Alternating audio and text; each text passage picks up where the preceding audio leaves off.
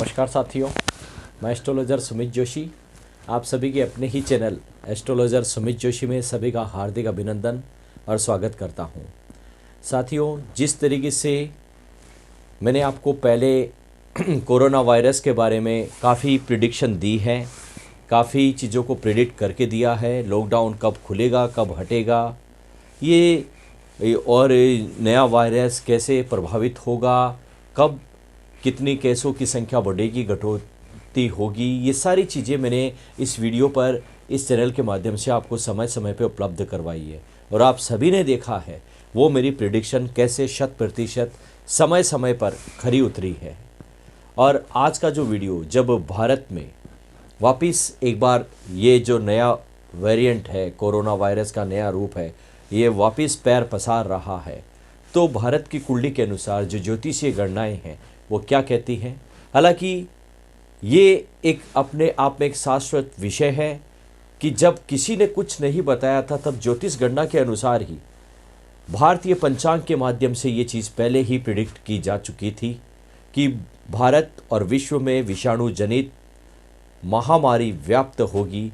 जब किसी को कोई अंदाज़ा भी नहीं था तब भारतीय पंचांग ने है, ऋषिकेश के पंचांग में इस चीज़ का उल्लेख बखूबी था। पिछले साल का जो विक्रम संवत पे आधारित पंचांग है उस पर आप ये गणना देख सकते हैं। अब यहाँ पर ज्योतिषीय गणनाओं के आधार पर वर्तमान में भारत की कुंडली का क्या ग्रह गोचरीय विवेचन है, क्या स्थितियों से हमें गुजरना पड़ेगा, कब केस बढ़ेंगे, कब केस घटाव में आएंगे, क्या नया रूप भी आएगा या केवल ये एक महज थोड़े से समय की परेशानी है, इन सारे प्रश्नों का जवाब अब हम यहाँ इस वीडियो के माध्यम से देंगे। देखिए, याद दिलाना चाहूँगा, मैंने इसी चैनल के माध्यम से 22 अक्टूबर 2022 माफ़ कीजिएगा 22 अक्टूबर 2021 को एक वीडियो बनाकर दिया था।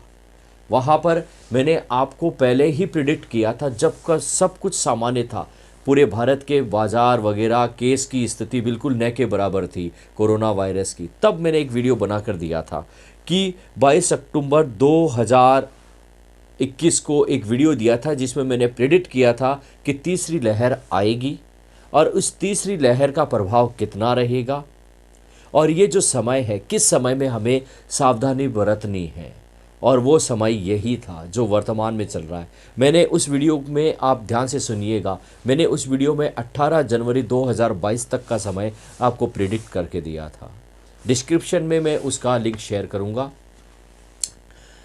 अब यहाँ पर जो केस की स्थिति है, वो केस की स्थिति हमें ये देखने को बताती है कि ये जो 18 जनवरी तक के केस की जो मैंने पहले प्रिडिक्शन दी है, अब आने वाले टाइम में क्या है। देखिए, अभी जो डॉक्टर लोग हैं वो अपने आप में कह रहे हैं कि कोरोना से मृत्यु दर नहीं होगी, वैक्सीन कई चीज़ें दी जा रही हैं, परेशानी ज़्यादा नहीं होगी, मृत्यु दर कम रहेगी, ये सब कुछ ठीक है। लेकिन ग्रहों का काम अपना एक स्थायी रूप लेकर आना है और उसको मैं आपके सामने प्रिडिक्ट करने जा रहा हूँ। देखिए, इस समय जो नया वेरिएंट आया है, इससे मैं दावे के साथ कह रहा हूँ ज्योतिषीय गणनाओं के आधार पे, अभी भले ही मृत्यु दर न के बराबर है, लेकिन कुछ समय बाद देखना आप मृत्यु दर में बढ़ोतरी होगी।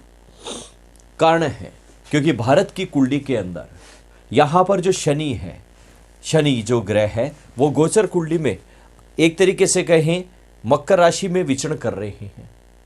दूसरा उसका कारण ये भी है कि वो इस चंद्र यानी अपने परम शत्रु के साथ है। तो ये जो मेहनत संघर्ष के घर के साथ इस भारत की कुंडली में भारत के भाग्येश का, भारत की राजनीति व्यवस्था मैनेजमेंट का योग बनना, एक तरीके से इस समय भारत को काफ़ी संघर्ष देखने को पड़ेगा। ये जो केसेस हैं उनमें बढ़ोतरी होने वाली है, पहला कारण।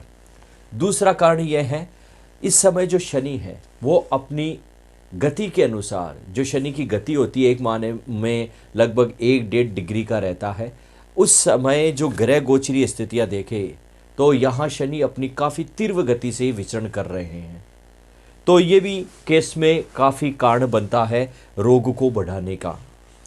दूसरा, 18 मार्च 2022 का जो समय, जब तक शनि की जो परम गति है, परम शीघ्र गति है, वो रहेगी और शनि अपनी मकर राशि में ही उस समय तक रहेंगे।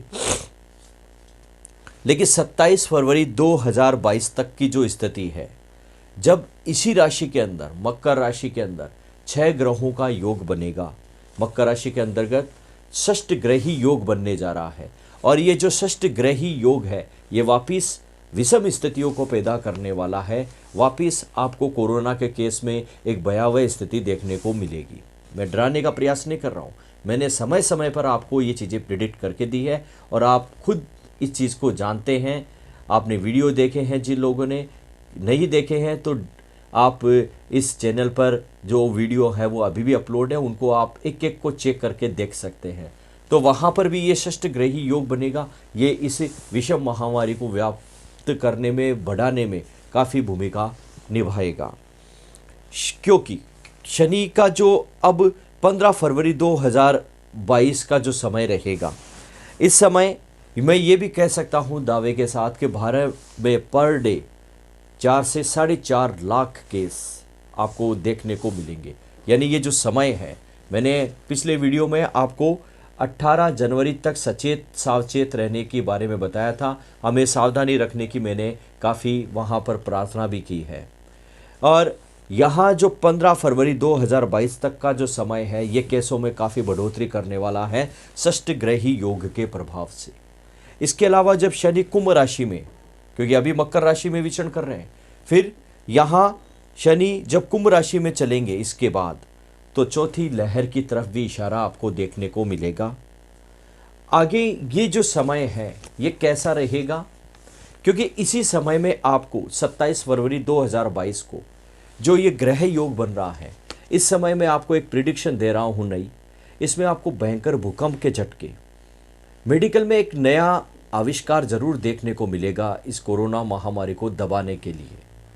युद्ध जो वर्तमान में हम रसिया, ताइवान, यूक्रेन, कई देशों में देख रहे हैं, वो युद्ध उस समय तुल पकड़ेगा और किसी न किसी भारतीय बड़े नेता की अपने से या किसी के द्वारा मृत्यु की स्थिति आपको देखने को मिलेगी 27 फरवरी 2022 में, जब ये षष्ठ ग्रही योग बनेगा। तो ये मेरा एक कैलकुलेशन आपके सामने मैंने रखा है कोरोना वायरस को लेकर। आप इन दावे के साथ कह रहा हूँ, आप इन चीज़ों को प्रिडिक्ट होता हुआ, आप घटित होता हुआ निश्चित रूप से देख पाएंगे। अब आगे क्या रहेगा कि वायरस में अधिकतम प्रभाव कब रहेगा, कब इसमें घटाव रहेगा, कब इसका समूल उन्मूलन होगा, नाश होगा, इन सारी चीज़ों का विवेचन मैं आगे आने वाली वीडियो में आपके सामने धीरे धीरे क्रमशः रखता जाऊंगा। अभी तक मैंने राजनीति परिप्रेक्ष्य में भी आपको कई वीडियो बनाकर दिए हैं, पिछले भी दिए थे और आगामी चुनाव में भी दिए हैं और आगे भी देता रहूँगा। तो ये मेरा एक कैलकुलेशन आप लोगों के सहयोग से, जिसमें कोरोना वायरस के लिए है। अब हमें सावधानी रखनी है, सरकारी गाइडलाइन का पालन करना है, ताकि हमारा देश, हमारे देश के नागरिक बचे रहें, सेफ रहें और ईश्वर की अनुकंपा उन पे बनी रहे। अभी तक के लिए इतना ही। जय श्री कृष्णा, जय भारत।